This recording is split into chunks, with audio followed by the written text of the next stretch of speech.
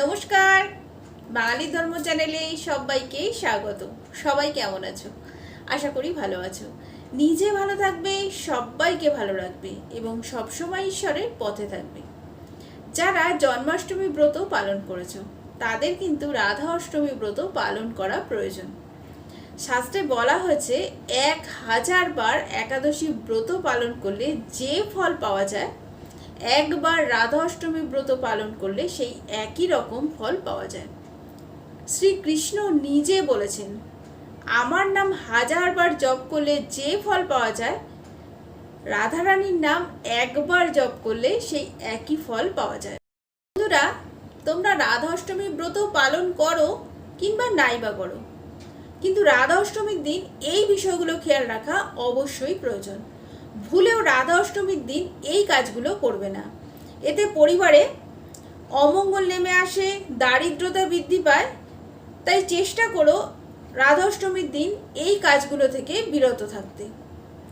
এই ভিডিওটা খুবই একটা উপকারী ভিডিও, তাই অনুরোধ করব এই ভিডিওটা শেষ পর্যন্ত দেখার। আবারও বলবো, যারা প্রথমবার আমার চ্যানেলটা দেখছো তাদেরকে জানাই বাঙালির ধর্ম চ্যানেলে স্বাগত। যদি আমার কথাগুলো ভালো লাগে তাহলে আমার চ্যানেলটা সাবস্ক্রাইব করে নিও, একটা লাইক করে দিও, আর কমেন্ট সেকশানে প্রভু শ্রীকৃষ্ণ ও রাধারানীর আশীর্বাদ পেতে জয় শ্রীকৃষ্ণ ও রাধে রাধে অবশ্যই লিখে জানিও। প্রথমেই যে বিষয়টা বলবো সেটা হচ্ছে, রাধা অষ্টমীর দিন যতটা পারবে তাড়াতাড়ি ঘুম থেকে উঠবে। যদি পারো ব্রহ্ম মুহূর্তে ঘুম থেকে উঠবে। রাধা অষ্টমী ব্রত পালন করো আর নাই বা করো, রাধা অষ্টমীর দিন সকালবেলা ওঠার পর প্রভু শ্রীকৃষ্ণ ও রাধারানীকে প্রণাম জানাবে। এছাড়া হরিনাম মহামন্ত্র নাম জপ করবে। রাধা অষ্টমীর দিন বাড়ি ঘরদোর অবশ্যই যতটা সম্ভব পরিষ্কার পরিচ্ছন্ন রাখবে, কারণ অপরিষ্কার জায়গায় মা লক্ষ্মী বাস করেন না। মা লক্ষ্মী অপরিচ্ছন্নতা পছন্দ করেন না, আর রাধারানী হচ্ছেন মা লক্ষ্মীর প্রতিরূপ। সেই জন্য যতটা পারবে রাধা অষ্টমীর দিন বাড়িঘর পরিষ্কার পরিচ্ছন্ন করে রাখবে। রাধা অষ্টমী ব্রত হচ্ছে একটি গুপ্ত ব্রত। এই ব্রতর গুরুত্ব সম্পর্কে সবাই কিন্তু জানে না।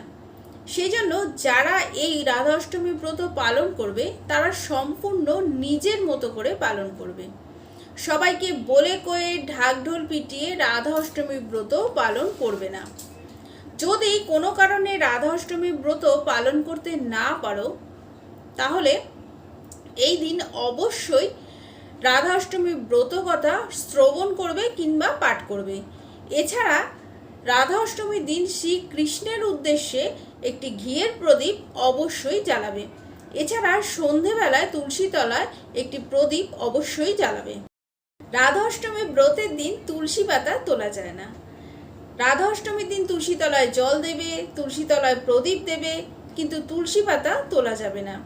ভগবান শ্রীকৃষ্ণের উদ্দেশ্যে যে তুলসী পাতা নিবেদন করা হয়, সেই তুলসী পাতা রাধা অষ্টমীর আগের দিন তুলে রাখবে। কখনো রাধা অষ্টমীর দিন তুলসী পাতা তুলবে না। তুলসী পাতা কখনো বাসি হয় না, সেই জন্য আগের দিন তুলসী পাতা তুলে রাখবে। রাধা অষ্টমীর দিন আমিষ জাতীয় খাবার খাওয়া উচিত নয়।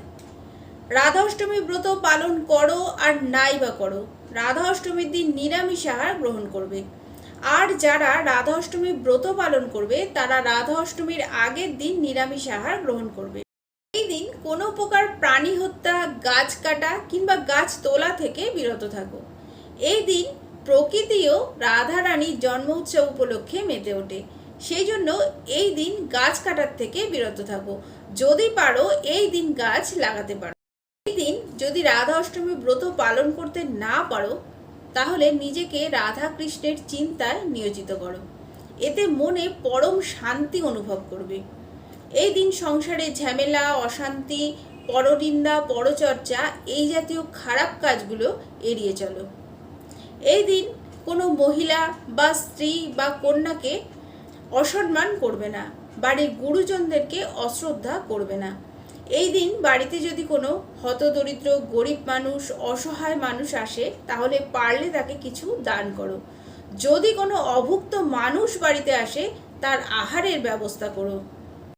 রাধা অষ্টমীর দিন টাকা ধার দেওয়া নেওয়ার থেকে বিরত থাকো। মনে করা হয় রাধা অষ্টমীর দিন টাকা ধার দিলে সেই টাকা ফেরত পাওয়ার সম্ভাবনা খুবই কম। এই দিন কিন্তু টাকা দান করতে পারো, কিন্তু কাউকে ধার দেবে না।